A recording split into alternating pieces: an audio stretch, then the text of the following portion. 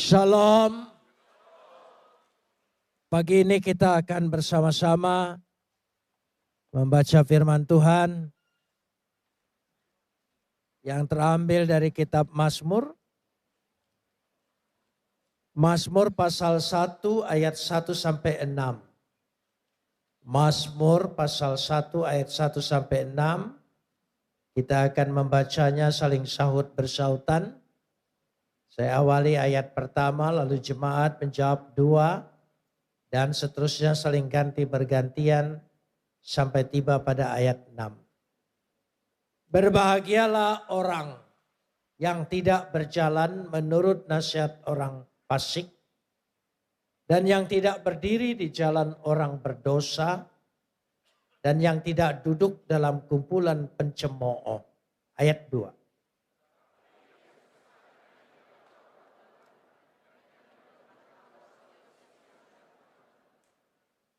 Ia seperti pohon yang ditanam di tepi aliran air, yang menghasilkan buahnya pada musimnya, dan yang tidak layu daunnya.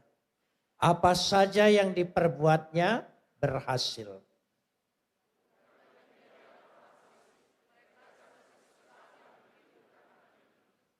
Sebab itu orang fasik tidak akan tahan dalam penghakiman. Begitu pula orang berdosa dalam perkumpulan orang benar.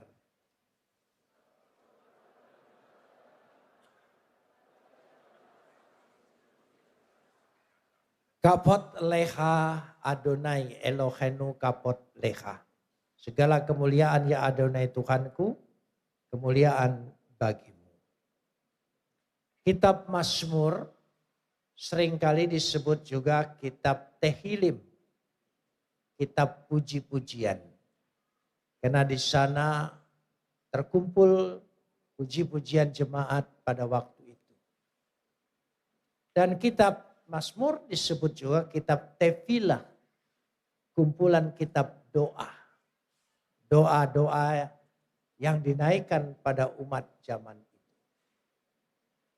Kitab Mazmur disebut juga Mizmor, sebuah dendang atau sebuah senandung yang mengandung rintihan, keluhan, permohonan kepada Tuhan. Tapi kitab Mazmur juga kesimpulannya disebut Zemuroh. Zemuroh dalam bahasa Ibrani artinya menjadi sebuah pengajaran.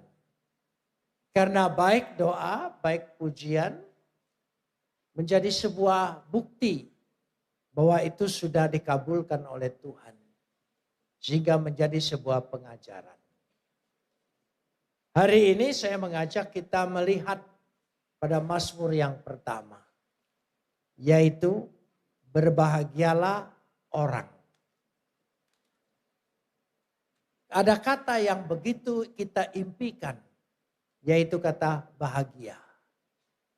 Kata bahagia dalam bahasa Ibrani mengambil kata asre. Asre haish. Yaitu berbahagialah haish orang itu. Sehingga menjadi sebuah pengajaran bagaimana yang disebut di dalam kitab Mazmur yaitu bahagia. Kata asre itu berakar dari kata asar. Asar itu berarti diberkati, yaitu diberkati. Jadi bahagia itu sangat erat hubungannya dengan berkat. Dan berkat itu datang dari Tuhan. Kata berkat yang datang dari Tuhan memakai kata Ibrani barak atau barakah. Barakah itu adalah berkat yang datang dari Tuhan kepada manusia. Kata asar adalah berkat kehidupan dari manusia kepada manusia. Maksudnya, kalau kita bahagia, bukan hanya Tuhan memberkati kita sehingga kita menjadikan orang bahagia, tetapi kebahagiaan kita bisa dilihat, bisa dirasakan oleh sesama manusia. Baik di hadapan Tuhan harus baik juga di hadapan sesama manusia. Karena itu tidak bisa kita berkata, aku yang terpenting baik di hadapan Tuhan. Tidak, dua-duanya penting. Di hadapan manusia dan di hadapan Tuhan. Bagaimana supaya kita bisa bahagia? Ayat 1 mengajarkan. Karena itu mari kita lihat. Dikatakan di situ, orang yang tidak berjalan menurut nasihat orang fasik, yang tidak berdiri di jalan orang berdosa, dan yang tidak duduk dalam kumpulan pencemooh. Orang yang tidak berjalan, ada kata berjalan. Berjalan menggambarkan dalam bahasa Ibrani halak. Halak itu untuk menunjukkan perilaku, sikap hidup kita. Itu gambaran dari halak. Jadi yang menentukan kita berbahagia, kita harus memperhatikan perilaku kita, hidup kita, tindak tanduk kita. Yang kedua dikatakan di situ yang tidak berdiri. Kata berdiri memakai kata amat. Amat itu lebih menggambarkan cara kita mengambil keputusan. Ketika kita mengambil tempat, mengambil keputusan, di situ menentukan hidup kita berbahagia atau tidak. Yang ketiga dikatakan yang tidak duduk. Duduk itu memakai kata yasab. Yasab itu menggambarkan berpikir. Pola berpikir kita. Jadi perilaku kita, keputusan kita, dan berpikir kita. Cara berpikir ini penting. Cara berpikir ditentukan dari dasarnya logika orang itu. Karena ketiga hal ini sangat penting dalam hidup kita. Hidup kita tidak luput dari tindak tanduk kita, perilaku kita. Itu menentukan kita dihargai orang atau tidak. Yang kedua, keputusan-keputusan yang kita ambil adalah sangat menentukan masa depan kita dan kehidupan kita. Dan yang ketiga, cara berpikir kita. Ini penting sekali. Acap kali kita salah berpikir. Contohnya begini. Ketika orang dua berdiskusi. Ketika selesai berdiskusi, dia bukan menanggapi pendapatnya. Tapi dia menyerang pribadinya. Orang yang seperti ini logikanya sesat. Artinya salah untuk diterapkan berpikir. Jadi kita dikatakan situ ada tiga hal. Lalu ketiga hal itu berkaitan dikatakan. Mari kita lihat. Bahagialah orang yang tidak berjalan menurut nasihat orang fasik. Fasik dan yang tidak berdiri di jalan orang berdosa. Dan yang ketiga, yang tidak duduk dalam kumpulan pencemooh. Sebetulnya tingkatannya, yang pertama itu pencemooh. Yang kedua itu berdosa. Yang ketiga itu fasik. Itu tingkat paling tinggi. Seandainya di sini hadir gubernur, bupati, dan lurah. Mana dulu yang harus disebut? Tentu gubernur, bukan lurah. Sama tataan dalam bahasa Ibrani seperti itu. Pencemooh itu kita bahas dulu. Ini menentukan. Pencemooh itu orang yang menganggap remeh perintah Tuhan. Firman Tuhan. Letship. Letship di situ bisa diterjemahkan juga orang yang suka memfitnah orang. Orang yang suka membicarakan keburukan orang. Orang yang suka lebih modern lagi, gossiper. Orang yang suka gosip. Itu letship. Kita pikir gosip itu perkara kecil. Tidak, itu mengganggu kebahagiaan hidup. Alkitab mengajarkan. Gosip itu tidak boleh. Dikatakan situ masih di sana, duduk dalam kumpulan pencemooh. Orang gosip. Kenapa ada kata kumpulan? Karena orang gosip tidak bisa berdiri sendiri. Dia harus ada orang dua. Satu sumber, satu pendengar. Apalagi ada pihak ketiga, tambah seru. Itu gosip, saudara. Itu letsim pencemooh. Jadi kalau seorang sumber berkata, saya lihat ibu itu tidak pernah keramas. Karena rambutnya bau. Pendengar, oh ya seperti itu. Lalu pihak yang ketiga berkata, oh pantas saya lihat kutu-kutunya keluar. Dan yang keempat menyambut lagi, oh sebesar kecoa. Nah, itu gosip. Nah saudara, ya ini penting. Tinggalkan kumpulan seperti itu. Sebab jika engkau tidak hadir, engkau yang jadi objek gosipnya. Itu bahayanya. Karenanya kita sebagai orang yang ingin meningkatkan kerohanian kita. Hari ini saya ingin berbicara tentang peningkatan kualitas kerohanian kita. Dengan meningkatkan kualitas kerohanian kita akan meningkat kehidupan kita. Salah satu yang paling ringan adalah letsim. Karena itu harus tidak boleh. Kalau saudara membicarakan orang, rohanimu menjadi kering. Tidak ada semangat lagi dalam hidupmu. Yang ada kekeringan. Karena itu harus tinggalkan. Jangan duduk bersama orang seperti itu. Yang kedua baru meningkat. Dari menganggap ringan, dari mulai seperti itu. Baru yang kedua berdosa. Berdosa adalah kata hataim. Hataim orang yang melakukan.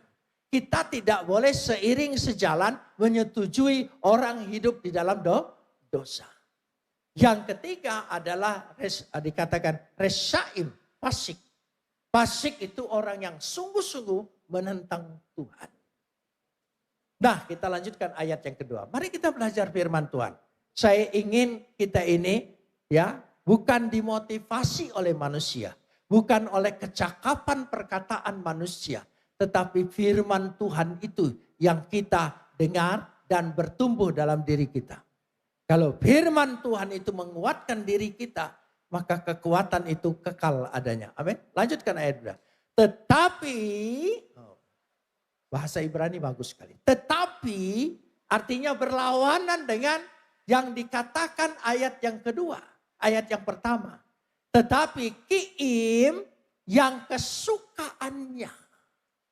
Kesukaannya apa? Taurat Tuhan.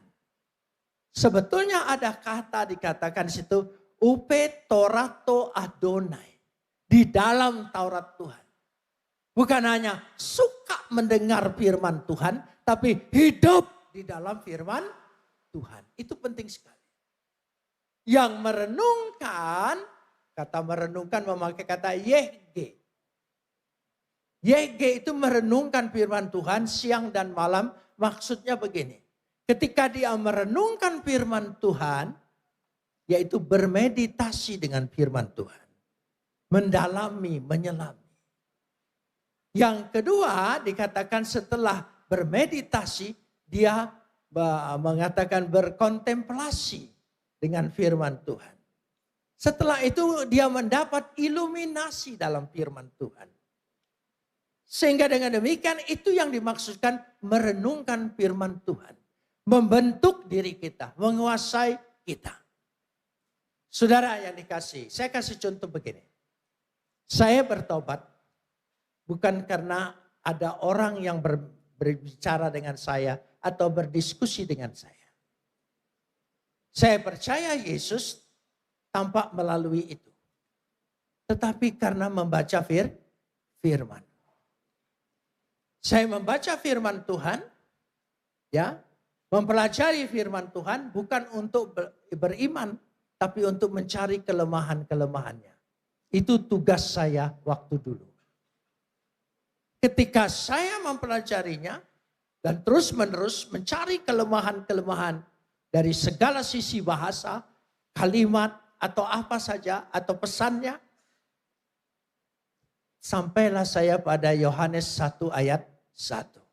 Pada mulanya adalah firman. Firman itu bersama-sama dengan Tuhan. Firman itu adalah Tuhan. Ya, lembaga Alkitab menerjemahkan kata Allah. Tidak apa-apa. Tapi saya tidak berani nyebut itu karena takut ingat mantan yang lama. Jadi saya sebut saja yang netral, Tuhan. Jadi karena itulah yang membuka hati saya. Sehingga saya percaya. Dan percaya saya menghebohkan. Tahun 74 itu sangat menghebohkan. Lalu apa yang terjadi?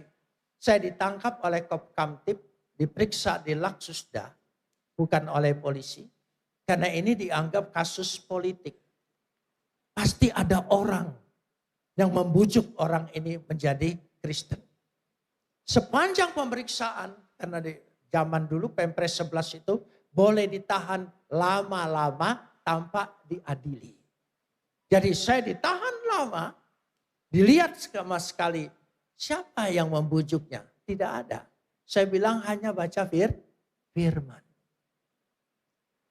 Lalu salah satu petugas, karena saya selalu diperiksa oleh TPRPU, tim pemeriksa pusat, dan TPRDA, tim pemeriksa daerah. Ya, lalu periksa semua. Salah satu pemeriksa bertanya begini, ayat mana yang membuat engkau sampai percaya dan berubah imanmu? Saya bilang Yohanes 1 ayat 1. Dia bilang boleh saya lihat. Saya buka Alkitab, saya tunjukkan. Dan dia baca. Setelah dia baca, selesai, dia tanya saya lagi. Saya sudah baca, tapi saya tidak menjadi Kristen.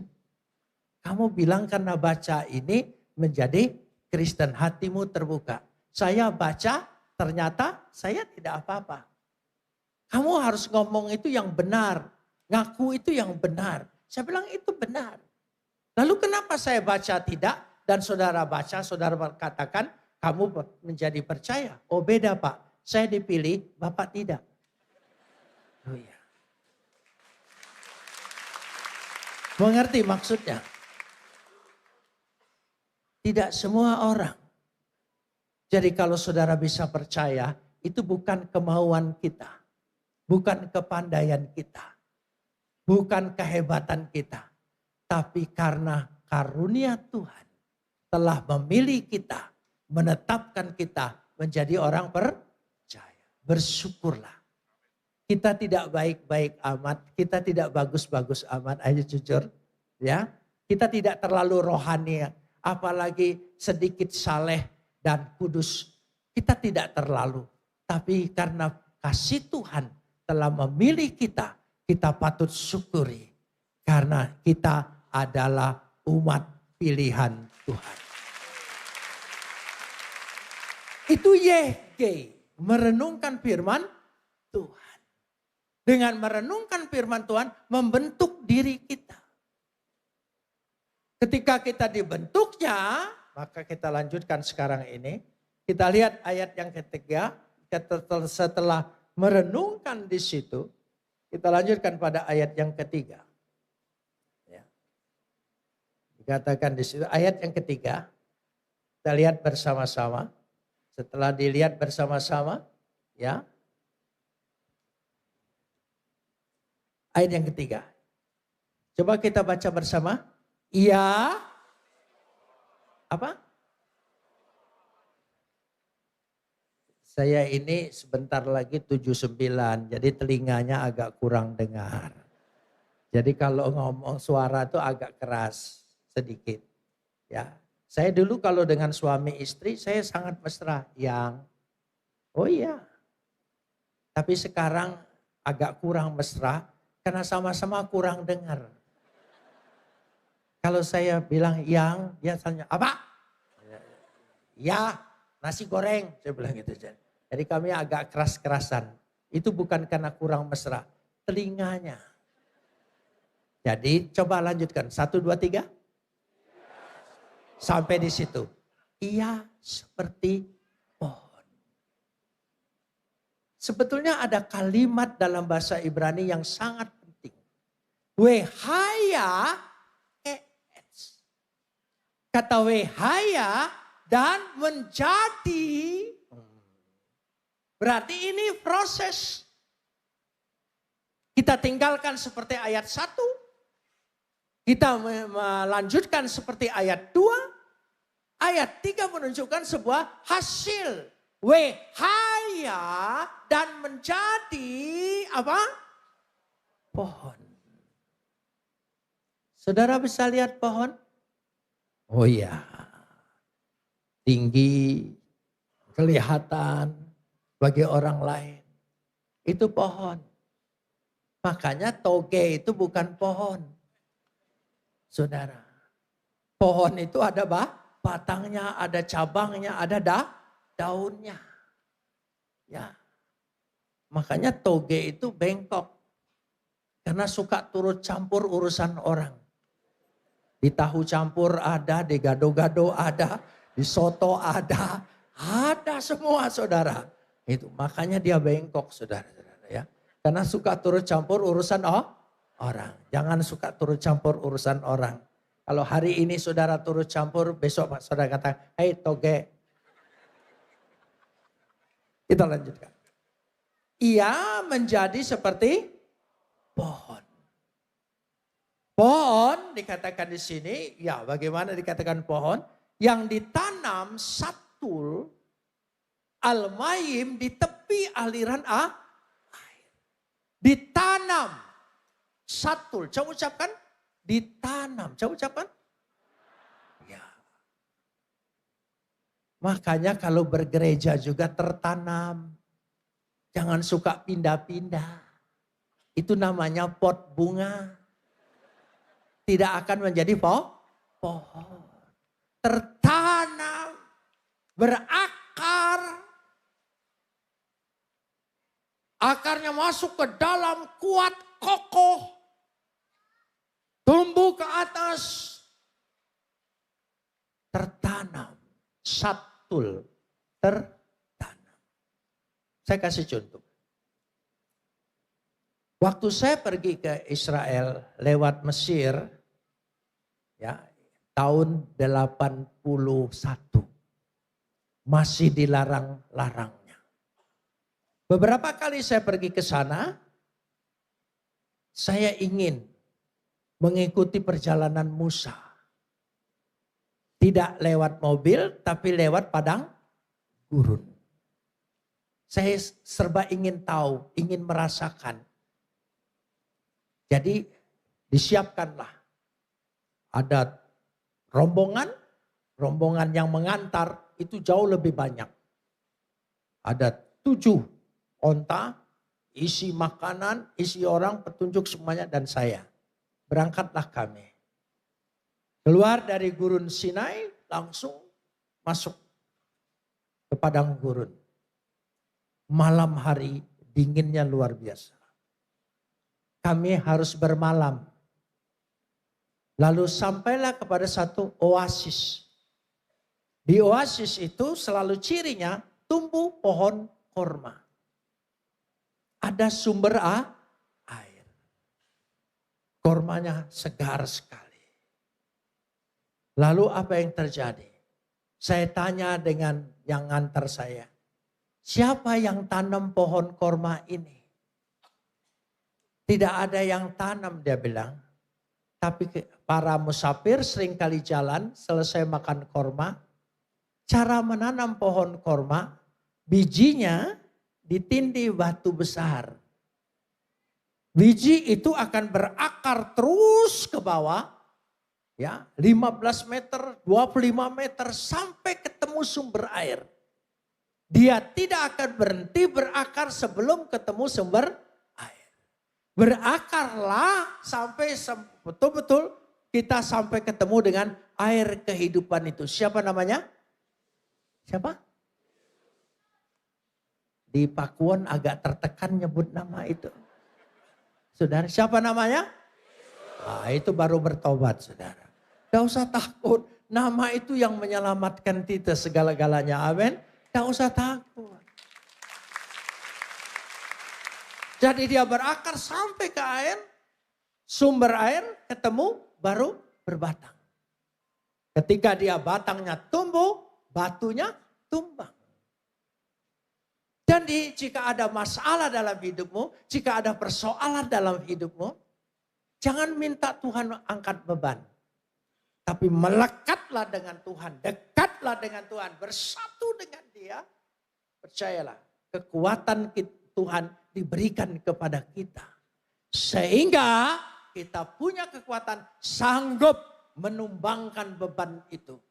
Menghalau segala hambatan, halangan, rintangan, semua bisa tertolong. Katakan amin. Ya, karena itu yang penting itu kuat. Mendekat kepada Tuhan. Al-Mayim, sumber air. Kita lanjutkan sekarang ini. Dikatakan di situ, ya, apa dikatakan ayat yang ketiga? Yang apa? Menghasilkan pirio, buahnya. Berbuah. Kekristenan itu mau tidak mau harus ada buah. Buahnya memang macam-macam, tidak soal. Karakter kita berbeda-beda. Cara buahnya, cara bentuknya berbeda, tidak soal. Yang penting berbuah. Saya orang Palembang. Kasar kata orang lain. Bahasanya segalanya. Buah duren. Buah duren. Berduri. Tapi isinya enak saudara saya. Itu. Ada juga buah yang lain. Orang Palembang kalau keinjek kakinya dia langsung marah. Hei, siapa kau? Injek-injek kaki saya. Tapi kalau orang Jawa, khususnya Jawa Tengah, kalau keinjek kakinya, dia sopan. Permisi, kaki bapak di atas, kaki saya di bawah. Itu saking sopannya. Nah, kita tidak bisa sama bentuk karakternya. Tetapi yang penting punya buah. Mungkin mulutnya terbuka sekali. Tapi buahnya ada. Hatinya baik. Buahnya. Dan yang ketiga dikatakan di sini, kita lanjutkan ayat yang ketiga deh. Dan yang tidak apa? Layu daunnya. Daunnya bersemarak. Semangat pelayanannya tinggi. Tidak pernah kendor, tidak pernah kering. Tidak pernah kuning. Hijau. Itu semangatnya. Dengan semangat seperti itu dikatakan di sini dengan jelas sekali ya. Apa saja, perhatikan ayat yang terakhir. Apa saja yang diperbuatnya apa? Apa saja. Yang diperbuatnya berhasil. Yasliyah. Yasliyah. Coba ucapkan. Agak berdahak sedikit. Yasliyah. Ya, gaya India. Yasliyah. Ya. Kalau mau berlatih, makan pisang goreng panas. Yasliyah. Berhasil. Amin saudara. Saya percaya kalau kita hidup kita menuruti firman Tuhan. Pasti dibuat oleh Tuhan berhasil. Amin. Ya. Itu sumbernya. Kenapa tadi mendengarkan firman Tuhan itu begitu penting sekali? Ya.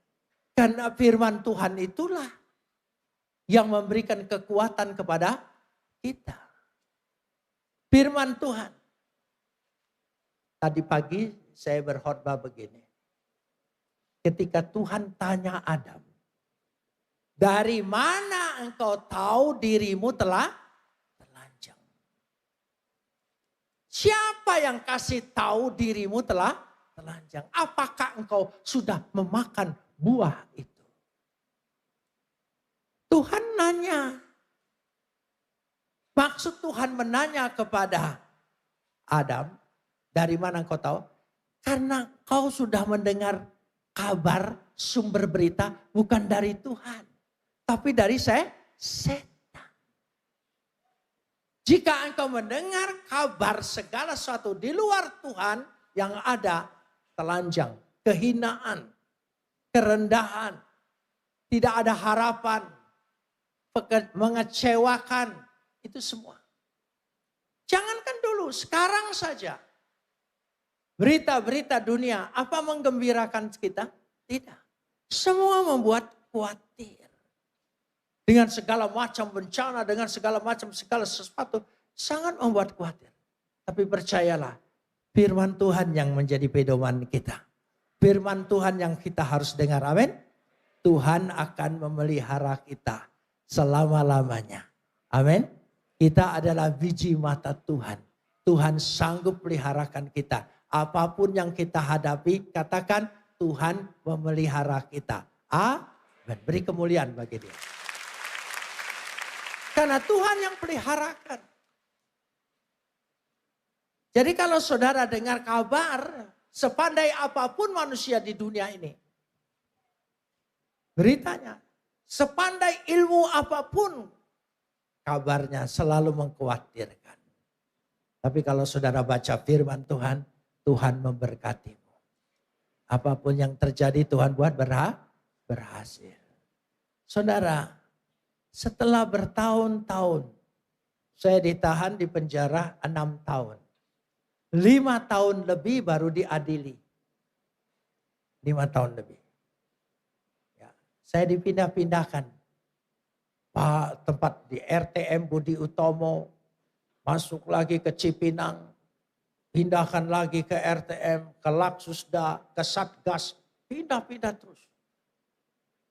Bahkan saya pernah dipindahkan ke Surabaya, nggak ada kasusnya. Jadi saya pernah jadi penduduk Kalisosok 2 tahun 5 hari di Kalisosok. Setelah itu pindah lagi ke Jakarta. Kenapa dipindahin?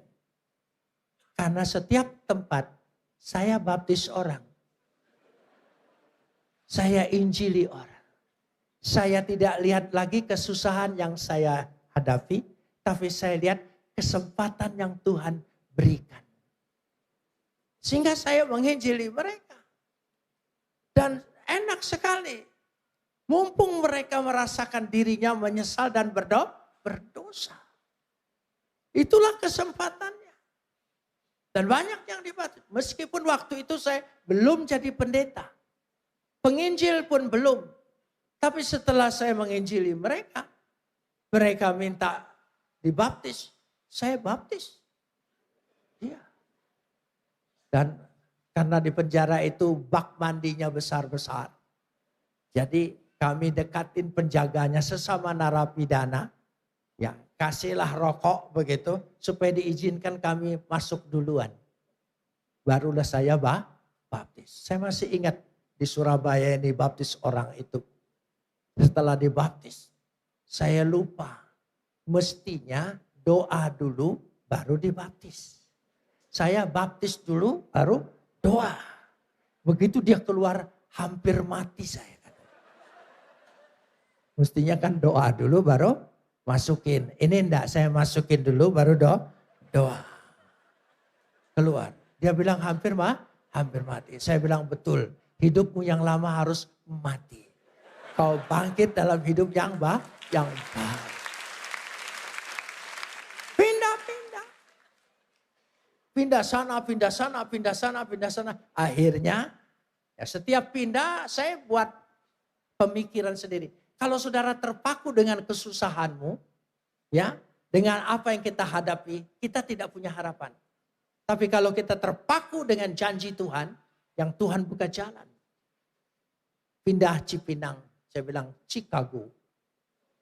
Pindah Kalisosok, California. Oh iya, nanti setelah bebas, Tuhan izinkan saya, semua apa yang saya ucapkan dalam penjara terjadi. Karena itu jangan fokus dengan kesusahan kita, penderitaan kita, kesulitan kita. Fokuslah dengan apa yang dijanjikan Tuhan. Sehingga apa yang dilakukan oleh kita dibuat Tuhan apa? Berhasil. Saudara ingin berhasil? Amin. Katakan amin. Tuhan yang sanggup membuat kita berhasil. Ayat 4, 5 dan 6. Ini urusan orang fasik, orang berdosa, orang pencemooh. Tidak usah dipelajari. Karena sudah menjadi kehidupan kita sehari-hari, saudara. Karena itu yang penting kita mengikuti perintah ayat yang pertama. Jangan berjalan, jangan berdiri, dan jangan duduk. Ya, lo halak, Lo amat, lo yashaf. Lo itu jangan, jangan, jangan, jangan, jangan. Itu lo. Jangan duduk, jangan berdiri, jangan berjalan. Artinya jangan berperilaku. Jangan ya ambil keputusan seperti orang berdosa. Dan jangan duduk, jangan berpikir seperti orang-orang fasik. Itu maksudnya. Karena dia mengandung kata-kata sastra Ibrani yang begitu mendalam. Sehingga mengajar kepada kita. Mudah sekali untuk menjadi orang yang berbahagia. Saudara ingin bahagia? Bahagia. Meskipun apapun keadaannya. Tuhan kasihkan kebahagiaan. Segala kesusahan, penderitaan. Kalau kita tidak fokus terhadap itu. Kita fokus dengan janji Tuhan. Pasti.